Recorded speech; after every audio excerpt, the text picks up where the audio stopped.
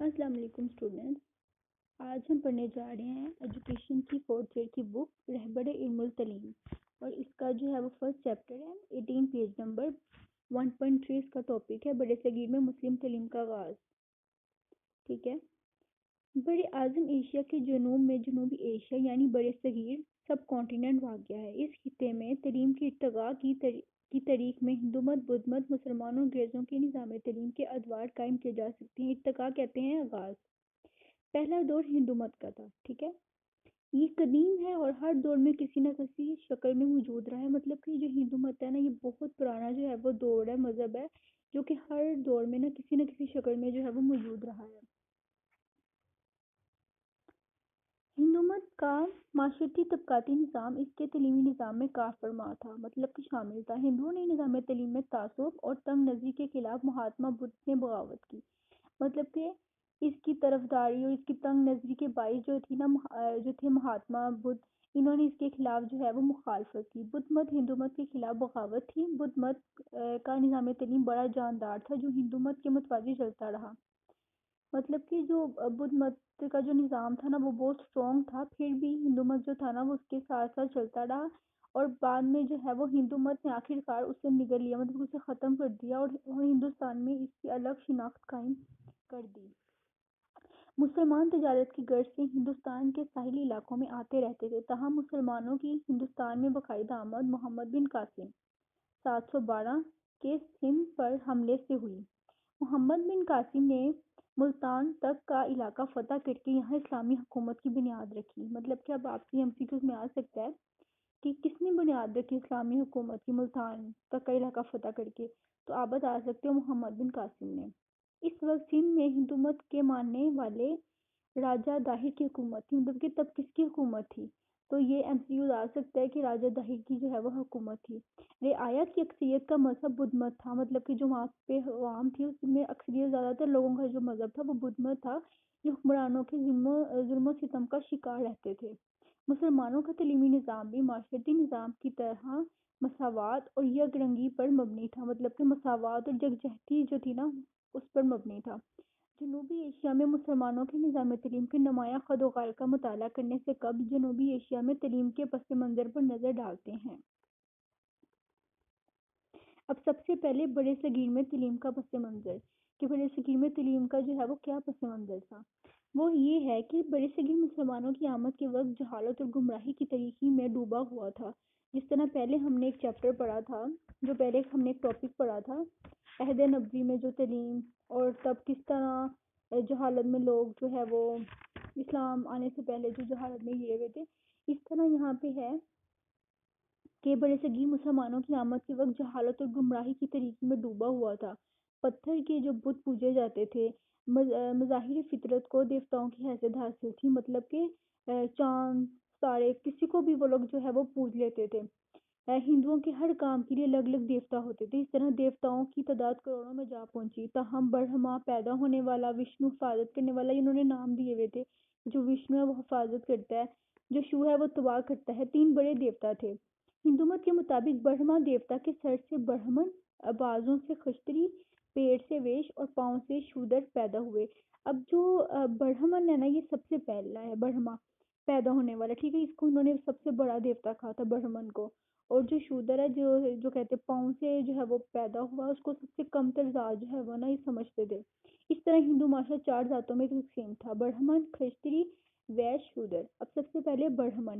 اب برہمن برہما دیوتا کے سر سے پیدا ہوئے، اس لیے یہ سب سے اونچی ذات کے لوگ تھے. تعلیم پر صرف اس طبقے کی اجارہ داری تھی. مطلب کہ اسی کا قبضہ تھا. اس تعلیم پر صرف اس طبقے کی جو تھا اجارہ داری تھی، اس کا ہی صرف قبضہ تھا. ویدان کی مقدس کتابیں تھیں جو روایات پر مبنی تھیں. ہندو مت روایت پسند فلسفہ تعلیم کا حامل تھا. برہمن کی تعلیمی اجارہ داری کے خلاف مہاتما بدھ نے آواز اٹھائی. اب یہ بھی MCQs میں آ سکتا ہے کہ برہمن کی تعلیمی اجارہ داری کے خلاف کس نے آواز اٹھائی. تو ہم بتا سکتے ہیں کہ مہاتما بدھ نے جو ہے وہ آواز جو ہے وہ اٹھائی. بدھ مت کے بخشوں کہتے ہیں جو اس کے ماننے والے ہوتے ہیں. یہ بدھ مت کی اشاعت میں مقامی زبانوں کو استعمال کیا. اس طرح بدھ مت عوام کا مذہب بن گیا. مگر بعد ازاں برہموں نے مہاتما بدھ کو ایک دیوتا قرار دے کر بدھ متوں کے پیروکاروں کو ہندو مت میں جذب کر لیا. پڑھان نامی کت تلیف کی، مطلب کہ پڑھان نامی جو کت تھی نا ان کو ترتیب دیا۔ ویدوں کی طرح ان کتابوں کے مطالعے پر پابندی نہ تھی، بلکہ برہمن کے علاوہ کھشتری، ویش اور شودر سبھی پڑھ سکتے تھے۔ ان پڑھانوں کا ہندی معاشرے پر گہرا اثر ہوا، تاہم برہمن کی ویدوں کی تعلیمات اور ویدوں کی زبان سنسکرت پر اجارہ داری قائم رہی۔ برہمنوں کو ہندوؤں کی مذہبی، علمی اور معاشرتی زندگی میں نہایت اہم اور اعلیٰ مقام حاصل تھا۔ اب نیکسٹ پیج پہ جو اس کا دوسری اس کی ذات ہے وہ ہے کھشتری۔ اب کھشتری نا برہمن ہر حملہ آور کو اپنے مذہب میں شامل کر کے انہیں کھشتری کا درجہ دیتے۔ اب جو کھشتری والے ہیں نا وہ جو بھی حملہ آور تھا نا اس قسم کے جو ہوتے تھے ان کو اپنے مذہب میں شامل کر لیتے تھے، اور یہی لوگ بعد میں راجپوت کہلائے۔ راجپوت ایک جو ہے وہ کاسٹ ہے۔ کھشتری سپاہی پیشہ ہونے کی وجہ سے علم و حکمت سے کوئی واسطہ نہیں رکھتے تھے۔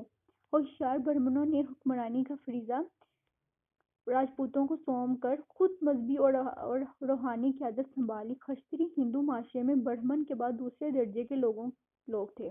ان لوگوں کا کام وطن اور برہمن کی حفاظت کرنا تھا۔ یہ سیکنڈ نمبر پہ ٹھیک ہے۔ کھشتری اپنی ضرورت اور پیشے کے مطابق تعلیم حاصل کر سکتے تھے۔ مذہبی تعلیم حاصل کرنے کی انہیں بھی اجازت نہ تھی۔ وید ہندو مت کی مقدس کتابیں اور سنسکرت متبرک مذہبی زبان تھی۔ اس کی تعلیم و تدریس پر اور معاشرتی رسومات کی ادائیگی پر برہمنوں کی اجارہ داری تھی، مطلب کہ برہمنوں کی جو ہے وہ حکومت تھی۔ برہمن پنڈت ہی مذہب کے ٹھیکیدار تصور کیے جاتے تھے۔ اس طرح ہندو راجاؤں کے عہد میں ہندوستان میں عوام کی تعلیم و تدریس کا کوئی تصور موجود نہ تھا۔ تعلیم حاصل کرنا صرف برہمنوں کا حق سمجھا جاتا تھا۔ اب تھرڈ نمبر پہ آتا ہے ویش۔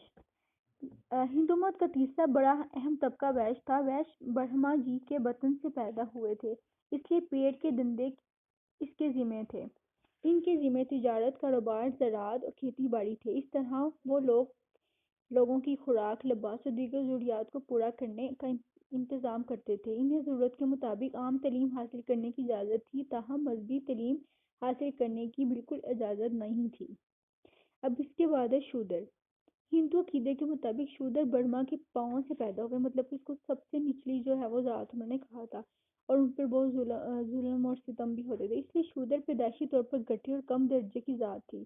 ان کا کام دوسروں کی خدمت کرنا تھا۔ اس ذات کے لیے تعلیم کے دروازے بالکل بند تھے۔ اونچی ذات کے ہندوؤں نے مندروں میں جانے کی اجازت نہ تھی، ان پر ظلم بھی بہت کیا جاتا۔ برہمنوں کا کہنا تھا کہ اگر وید مقدس کا کوئی منتر یا بھجن شودر کے کان میں پڑ جائے تو سیسا پگھلا کر ان کے کان میں ڈال دینا چاہیے۔ تاریخی اعتبار سے شودر ہندوستان کے اصل باشندے اور یہاں کے قدیم حکمران تھے، جنہیں آریہ قوم نے شکست دے کر خدمت پر لگا لیا۔ وہ کسی قسم کی تعلیم حاصل نہیں کر سکتے تھے، تاہم بدھ مت کی تحریک کے بعد برہمنوں نے شودروں کو ہندو مت سے الگ ہونے سے روک لیا۔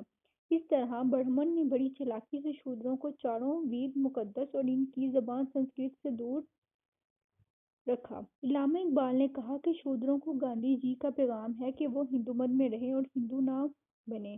یوں قدیم ہندوستان میں عام اور لازمی تعلیم کا تصور موجود نہ تھا۔ تعلیم حاصل کرنا صرف اعلیٰ و مخصوص طبقے برہمن کا حق سمجھا جاتا تھا۔ تعلیم و تدریس پر برہمن طبقے کی اجارہ داری تھی، مطلب کہ حکومت تھی۔ کھشتری اور ویش اپنی ضرورت کے لیے تعلیم تو حاصل کر سکتے تھے، مگر تعلیم و تدریس کے پیشے میں مذہبی رسومات کی ادائیگی برہمنوں کے ساتھ شرک کی جسارت نہیں رکھ سکتے تھے، مطلب کہ ان کی شرک کی ہمت نہیں، جرأت نہیں رکھ سکتے تھے۔ اب ہم یہ دوبارہ ریوائز کرتے ہیں کہ جو ان کی چار ذاتیں تھیں، سب سے پہلے جو تھی وہ تھی برہمن۔ اب برہمن جو تھے نا یہ سب سے جو ان کی اعلیٰ ذات تھی، ٹھیک ہے، اس کے بعد ہی کھشتری۔ اب کھشتری والے ایک ذات والے ان سے زیادہ سپاہی بنا دیتے تھے، جو وہ حملہ ور دیکھتے تھے، انہیں مذہب میں شامل کر دیتے تھے اور وہ سپاہیوں کا کام دیتے تھے۔ اور تھرڈ پہ ہے ویش۔ اب جو ویش تھے وہ لوگ جو تھے نا وہ جو تجارت کا، کاروبار کا، خوراک، لباس وغیرہ کا نا وہ ضروریات پوری کرتے تھے۔ اور جو شودر تھے وہ سب سے جو نچلی ذات کے درجے میں آتے تھے، اور ان سے خدمت بھی کروائی جاتی تھی اور ان پہ ظلم بھی کیے جاتے تھے۔ جی پیج نمبر 21 ہو گیا، پیج نمبر 23۔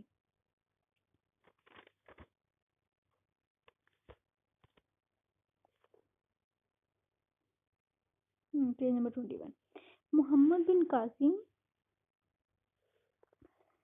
712 میں سندھ پر حملہ کرنے ہندوستان آیا۔ اس کے بعد 11ویں صدی عیسوی کے شروع میں سرحد کے راستے محمود غزنوی نے ہندوستان پر حملوں کا سلسلہ شروع کر دیا۔ محمود غزنوی نے ہندوستان پر 17 حملے کیے۔ اب کتنے ہیں کہ اب یہ بھی MCQ میں آ سکتا ہے کہ محمود غزنوی نے ہندوستان پر کتنے حملے کیے، تو یہ آگے 17 حملے کیے۔ محمود غزنوی کا مقصد برِ صغیر کو فتح کر کے یہاں باقاعدہ حکومت قائم کرنا نہ تھا۔ اس طرح شہاب الدین گوری پہلا مسلمان حملہ آور تھا۔ اب اس میں یہ بھی پوچھا جا سکتا ہے کہ پہلا حملہ آور کون تھا، تو یہ آ سکتا ہے شہاب الدین گوری پہلا جو ہے وہ مسلمان حملہ آور تھا، جس نے ہندوستان کو فتح کر کے اپنے سپہ سالار قطب الدین ایبک کو یہاں اپنا نائب السلطنت بنایا۔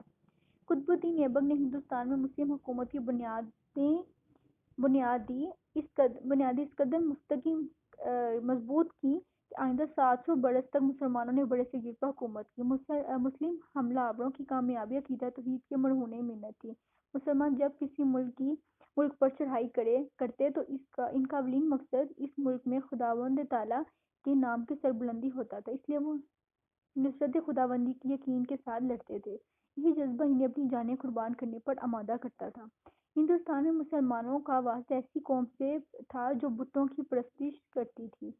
ذات پات کی تقسیم نے ان کے سماجی نظام کو کمزور کر دیا تھا۔ جس طرح نظام تعلیم پر برہمن کی اجارہ داری مطلب کہ برہمن کی حکومت، اس طرح ملک کی دفاع کی ذمہ داری خشتریوں کی تھی۔ اس طرح ہندوؤں کا صرف ایک طبقہ دشمن سے جنگ کرتا اور دیگر لوگ بے تعلق رہتے تھے۔ شودر عرصہ دراز سے اعلیٰ ذاتوں کے ظلم و ستم کا شکار چلے آ رہے تھے۔ انہوں نے مسلمانوں کو ہندوستان میں خوش آمدید کہا۔ مسلمان فاتحین نے ہندوستان کو فتح کرنے کے بعد رعایا سے شرافت اور رحم دلی کا سلوک کیا۔ رعایا کہتے ہیں جو وہاں کی عوام ہوتی ہے۔ رعایا کے تمام افراد کو مساوی حقوق دیے، مطلب کہ برابر حقوق دیے۔ مسلمانوں میں ذات پات کا نظام یا معاشرتی اونچ نیچ کا وجود نہ تھا۔ وہ تمام انسانوں کو خدا کا کنبہ اور آپس میں بھائی بھائی سمجھتے تھے۔ یہی وجہ تھی کہ نچلی ذاتوں کے ہندوؤں جو سینکڑوں سالوں سے اعلیٰ ذاتوں کے ظلم و ستم کا شکار چلے آ رہے تھے، مسلمانوں کو اپنا نجات دہندہ سمجھ کر ان کے ساتھ تعاون کرنے لگے۔ اب یہ جو شودر تھے، یہ جو تھے ظلم جو سہ رہے تھے برہمن اور اپنی اوپر والی ذاتوں سے، تو جو مسلمان وغیرہ جو آئے تو انہوں نے ان کو جو ہے وہ مساوی حقوق دی اور آپس میں بھائی بھائی بن کے رہے ان کے ساتھ، تو پھر انہوں نے بھی ان کے ساتھ جو ہے وہ تعاون کیا۔ مسلمانوں کی آمد سے پہلے ہندوستان کی معاشرتی اقدار تعصب اور تنگ نظری پر مبنی تھی۔ ہندو ہندوستان سے باہر قدم نکالنے کو پاپ خیال کرتے تھے، مطلب کہ ان پہ ظلم ہوتا تھا، لیکن پھر بھی وہ ہندوستان سے باہر اس لیے نہیں نکلتے تھے کہ جیسے بہت بڑا وہ پاپ کر لیں گے، گناہ کر لیں گے۔ ہندوؤں کی علیحدگی پسندی نے انہیں اپنے تہذیب و تمدن کو جانچنے پرکھنے کا موقع نہ دیا تھا۔ مسلمان ایک جاندار تہذیب لے کر ہندوستان میں داخل ہوئے۔ مسلمانوں کی رواداری، انسانی دوستی اور روشن خیالی نے برہمن کے صدیوں پرانے تعصبات مطلب ناپسندگی کو چکنا چور کر کے رکھ دیا اور ہندو اپنی معاشرتی تنگ نظری اور مذہبی تعصب کو بدلنے پر مجبور ہو گیا۔ اب آتا ہے تہذیبی اور تعلیمی ترقی۔ اب تہذیبی اور تعلیمی ترقی میں جنوبی ایشیا کی تہذیبی اور تعلیمی ترقی مسلمانوں کی مرہون منت تھی۔ سلاطین دہلی کے پہلے حکمران قطب الدین ایبک سے لے کر مغلیہ خاندان کے آخری تاجدار بہادر شاہ ظفر تک تمام حکمرانوں نے جنوبی ایشیا کی تہذیبی اور تعلیمی ترقی کے لیے کام کیا، جس کے نتیجے میں یہ خطہ تہذیبی اور تعلیمی ترقی کی شاہراہ پر گامزن ہوا۔ مسلمانوں کی اس انسان دوستی اور علم پروری کی وجہ سے ہندوؤں میں بھی تعلیم کسی ایک اعلیٰ اور مخصوص طبقے تک محدود نہ رہی، بلکہ نچلے طبقے کے لوگوں تک بھی علم کا نور پھیل گیا۔ آج کے ہندوستان میں جو غیر برہمن ہندو تعلیم یافتہ ہیں، وہ مسلمانوں کی ہی کوششوں کا نتیجہ ہے۔ جنوبی ایشیا کی مذہبی اور علمی ترقی کا مطالعہ مندرجہ ذیل نکات سے کیا جا سکتا ہے۔ سب سے فرسٹ پہ ہے جنوبی ایشیا کے مسلمان حکمران، مسلمانوں کی اعلیٰ روایات، اسلامی تعلیمات کی برکات۔ اب سب سے پہلے جنوبی ایشیا کے مسلم حکمران۔ قطب الدین ایبک نے قبط الاسلام اور قطب مینار کی تعمیر کر کے نظام تعلیم کی بنیاد رکھی۔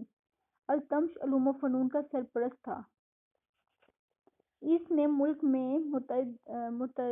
متعدد تعلیمی مراکز قائم کیے۔ رضیہ سلطانہ کے دور میں دلی کے موسمی مدرسے نے بڑی ترقی کی۔ سلطان ناصر الدین محمود نے جالندھر میں ناصریہ مدرسہ قائم کیا۔ سلطان غیاث الدین تغلق کے عہد میں ہندوستان میں بڑی علمی ترقی ہوئی۔ اس نے تغلق آباد کے باہر نائی کے قلعے میں دارالعلوم قائم کیا۔ فیروز تغلق کا شمار اپنے دور کے اہل علم میں ہوتا ہے۔ اس نے 50 مدرسے قائم کیے جن میں مدرسہ فیروز شاہی سب سے اہم تھا۔ سکندر لودھی نے سلطنت میں نئے مدرسے کھولے اور انہیں طلبہ اور اساتذہ سے بھر دیا۔ سلطان دہلی نے دلی کو مدرسوں کا شہر بنا دیا۔ ان کے دور میں صرف دارالحکومت دلی میں 1000 تعلیمی ادارے تھے۔ اس کے علاوہ دلی کے گرد و نواح میں مسجدوں اور خانقاہوں کی تعداد 2000 سے زیادہ تھی، جن کے ساتھ مکتب تھے۔ سلاطین دلی میں اکثر صاحب علم و فضل تھے۔ علاء الدین خلجی جیسے حکمران اگرچہ خود تو عالم نہیں تھے، مگر وہ بھی علوم و فنون کے فروغ میں کسی سے پیچھے نہ تھے۔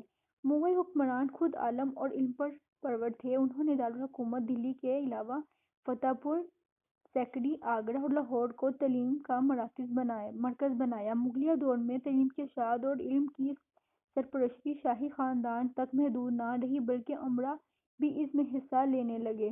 اس طرح دلی، آگرہ، لاہور، سیالکوٹ، ملتان، لکھنؤ، پٹنہ، بنارس اور ڈھاکہ تعلیم کے بہت بڑے بڑے مراکز بن گئے۔ مغلیہ خاندان میں اکبر شاہ خود صاحب علم نہیں تھا، مگر اس کے دور میں کثرت سے مدرسے قائم ہوئے اور وہ علوم و فنون کی ترقی میں کسی سے پیچھے نہ رہا۔ الغرض مسلمان حکمرانوں نے یہاں علوم و فنون کے فروغ کے لیے فراغ دلی سے کام لیا، مساجد تعمیر کروائیں اور ہر مسجد کے ساتھ مکتب بھی قائم کیا۔ اس کے علاوہ بہت بڑی تعداد میں مدارس اور دارالعلوم قائم کیے۔ اب تھرڈ پہ ہے مسلمانوں کی اعلیٰ روایات۔ مسلمان ہندوستان میں اعلیٰ روایات لے کر آئے۔ اسلام نے انہیں ایفائے عہد، رواداری، عدل و انصاف جیسے اقدار کی تعلیم دی۔ وسیع النظری، انسانی مساوات اور محبت و ہمدردی ان کے کردار میں اہم اوصاف تھے۔ یہی وجہ تھی کہ وہ جلد ہی وہ طبقاتی معاشرے کے ستائے ہوئے لوگوں کا توجہ کا مرکز بن گئے۔ صوفیائے کرام نے